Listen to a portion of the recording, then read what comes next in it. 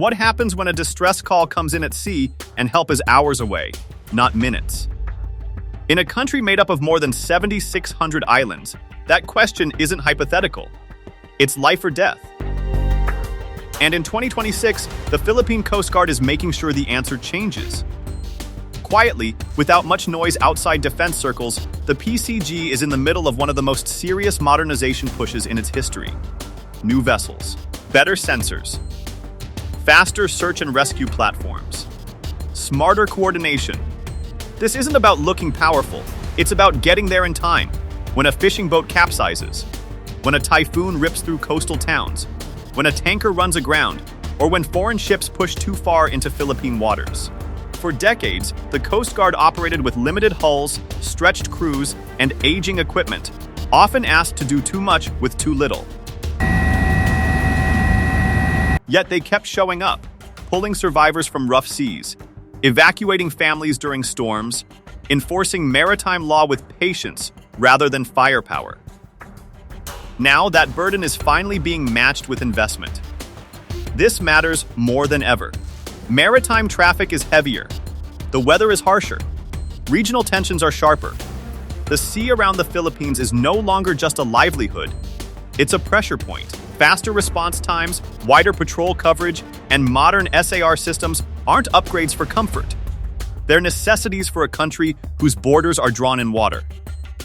This piece breaks down how the Philippine Coast Guard's fleet expansion and SAR upgrades heading into 2026 are reshaping its ability to save lives, protect coastal communities, and quietly reinforce national security, not through intimidation, but through presence, readiness, and speed. Because in the end, maritime power isn't always about warships. Sometimes, it's about who reaches the scene first and who brings people home alive.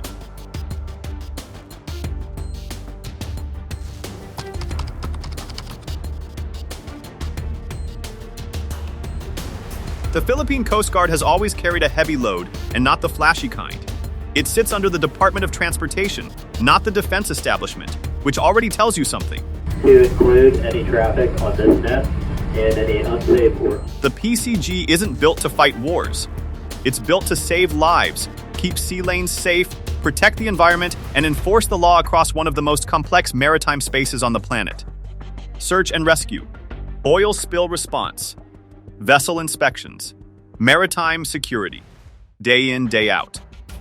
Over the years, its role has quietly expanded. As regional waters grew more contested and disasters more frequent, the PCG became the first responder, the buffer, and sometimes the only visible Philippine presence at sea. That's a lot to ask of a civilian force. Right now, the PCG operates over 70 vessels, a mixed fleet of multi-role response vessels, patrol boats, and auxiliary craft. Some are modern, capable platforms. Others are aging workhorses that have been pushed far beyond their original design limits. They've done the job, but often at a cost, limited range, maintenance strain, and crews stretched thin on long deployments.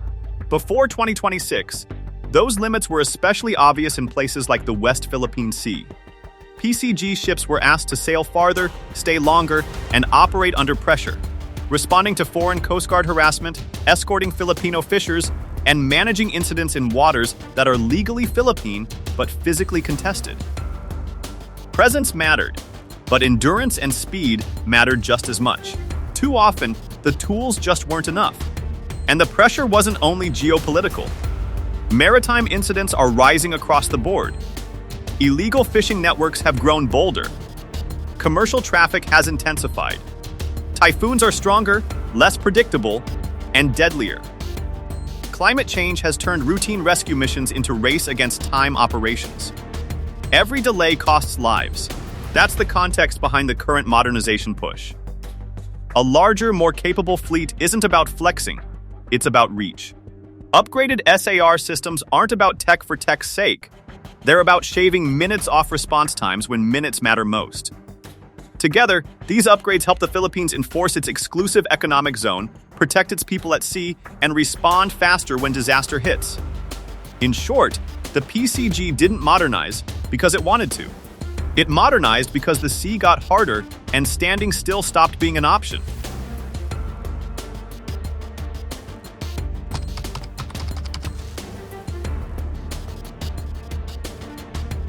This is where the modernization stops being abstract and starts looking real on the water.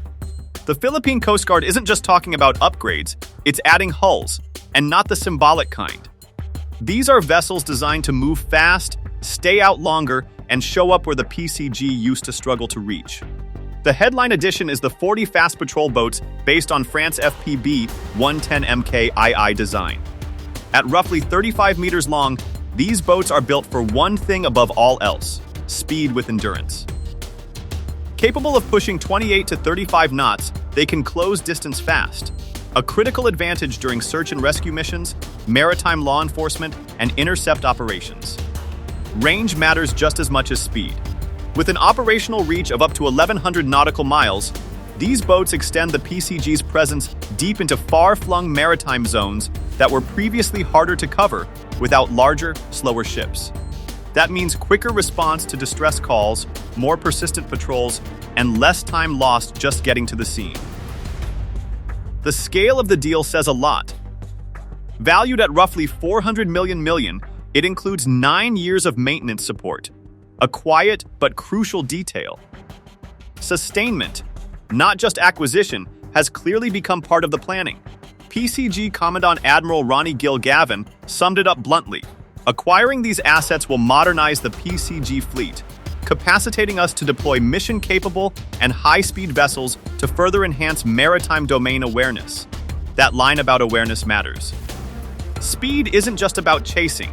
It's about seeing, responding, and being present before situations spiral. Speed handles the near-term response. Endurance handles the long game. Alongside the fast patrol boats, the PCG is adding 97-meter multi-role response vessels, funded through Japan as part of a broader, long-running modernization partnership. These cutters are the backbone platforms, built to stay at sea, operate in rough conditions, and support missions far from shore. They bring staying power. Longer patrols, better command and control, more space for crews, medical response, and equipment. In contested waters, endurance equals credibility. If you can stay, you can assert. The planning doesn't stop there. The PCG is already evaluating next-generation offshore patrol vessels, potentially reaching 110 meters, equipped with advanced sensors, unmanned systems, and helicopter facilities. Nothing is finalized yet, but the direction is clear: more range, more eyes, and more flexibility. These would push the Coast Guard firmly into sustained blue water operations without crossing into a purely military posture.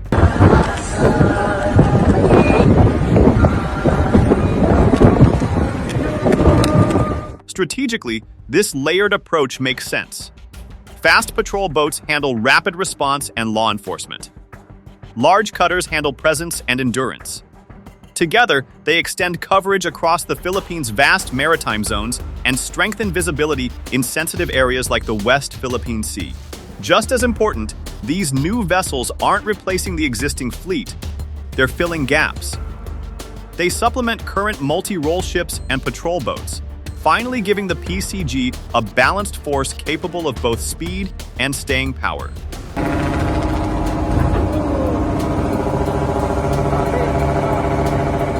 The procurement process itself tells a story.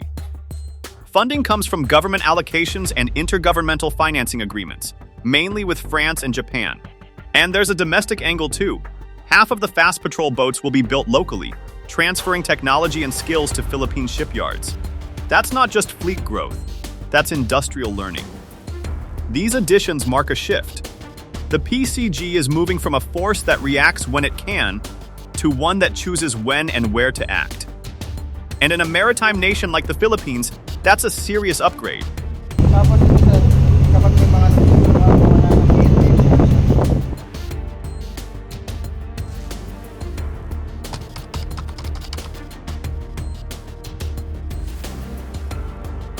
For the Philippine Coast Guard, search and rescue isn't a side mission, it's the mission people remember. It's the phone call in the middle of the night, the storm that turns faster than expected, the fishing boat that never came back on time. And heading into 2026, the PCG is quietly fixing the one thing that has always haunted maritime rescues in the Philippines: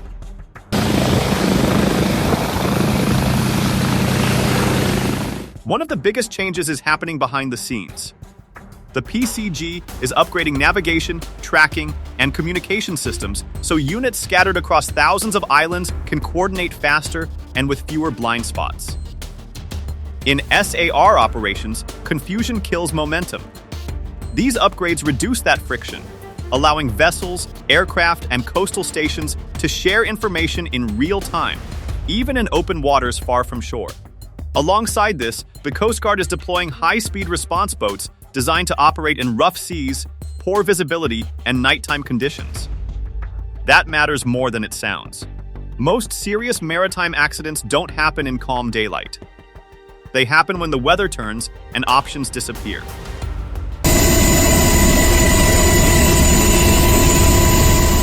Speed plus survivability equals reach. Hardware alone doesn't save lives, people do. This is where Japan International Cooperation Agency support comes in. Under a 2025-2028 cooperation project, JICA will help elevate PCG training in search and rescue, maritime domain awareness, disaster response, and operational coordination. The focus isn't just drills, it's a system. Standard operating procedures, better investigation methods, stronger maritime traffic safety enforcement, even criminal investigation techniques tied to maritime incidents. These sound technical, but they shape how fast crews make decisions when pressure hits.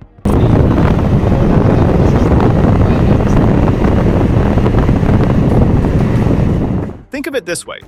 When every unit speaks the same operational language, hesitation disappears.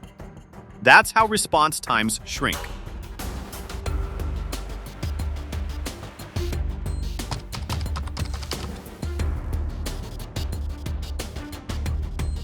Put better equipment and sharper training together, and the payoff is simple, faster reactions to real emergencies.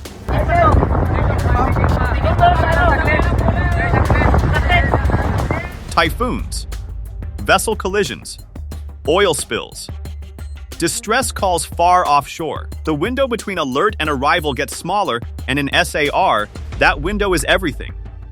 We've already seen hints of what this looks like in practice.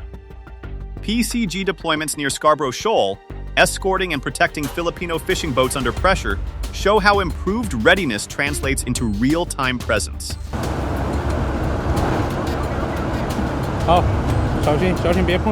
The same coordination that keeps fishers safe under stress is what drives effective rescue when disaster strikes. The upgrades won't make every mission easy. The sea never is. But for the Philippine Coast Guard, 2026 marks a shift. From reacting late to arriving early, from hoping to reach the scene in time to planning for it. And that's how lives get saved.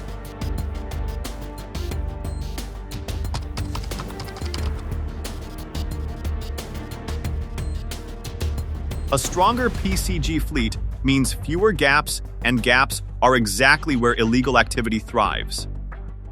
With faster patrol boats and longer range cutters, the Coast Guard is better positioned to deter illegal fishing, smuggling, and piracy, not just react after the fact. Speed allows interception. Endurance allows persistence. Together, they raise the cost of maritime crime. More importantly, sustained presence inside the exclusive economic zone reinforces Philippine rights under international law. You don't assert sovereignty with statements alone, you assert it by being there, consistently, lawfully, and visibly. When PCG ships patrol contested waters, they signal enforcement, not escalation. That distinction matters. For a country repeatedly hit by extreme weather, this may be the most immediate payoff. Faster boats, better coordination, and improved SAR training directly translate into quicker response during typhoons, floods, and maritime accidents. When storms like Typhoon Tino slam coastal communities, the difference between arrival in 2 hours versus 6 can decide who survives. The Coast Guard often becomes the backbone of early response, evacuations, relief delivery, medical transport. These upgrades mean the PCG can reach isolated islands sooner, operate in worse conditions, and stay on scene longer. That's humanitarian capacity, not just security.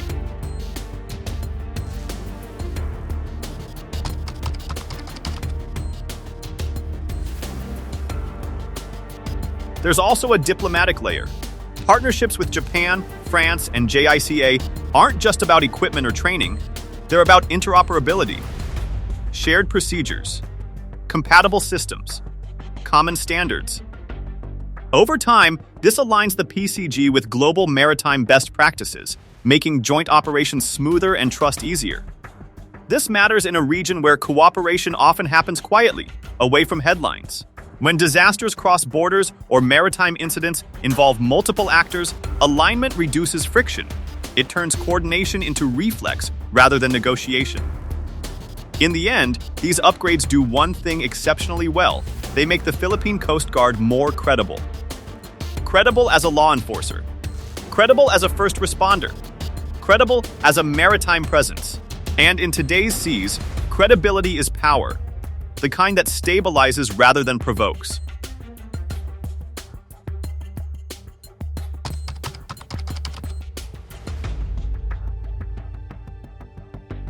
Modernization only really matters when ordinary people feel safer, and that's where the Philippine Coast Guard's upgrades hit home. For coastal communities, confidence comes from knowing help isn't theoretical.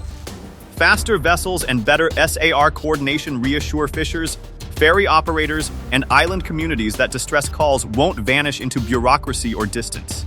When people see Coast Guard ships arriving quicker, staying longer, and operating more professionally, trust builds naturally. It's not about fear, it's about reliability. That confidence changes behavior. Fishers are more willing to work farther offshore. Passenger vessels follow safety rules more closely. Communities engage rather than hesitate. Presence reduces panic.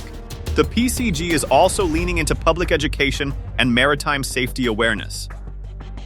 Campaigns focused on preparedness, proper vessel operation, and emergency response give communities tools, not just instructions. In a country where storms can turn deadly with little warning, awareness isn't optional, it's resilience. The more the public understands how the Coast Guard operates, the faster coordination becomes during real emergencies. That shared understanding shortens response time before a ship even leaves port. Safer seas quietly support livelihoods. Fisheries benefit when law enforcement deters illegal operators. Tourism improves when safety standards rise. Trade flows more smoothly when ports and sea lanes are secure. These gains aren't flashy, but they compound over time, especially in maritime-dependent regions.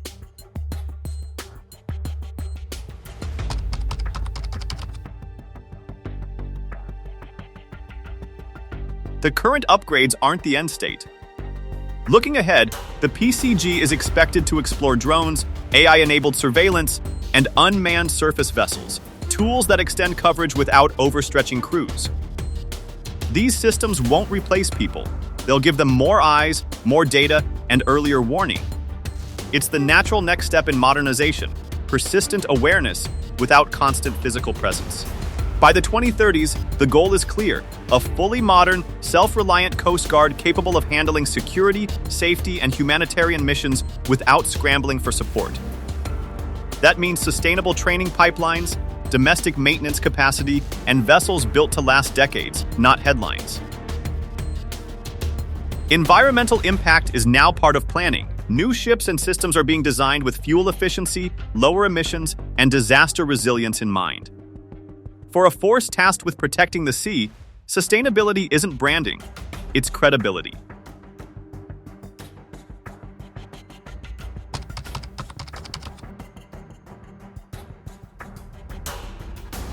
The Philippine Coast Guard's fleet expansion and SAR improvements aren't just upgrades, they're foundational.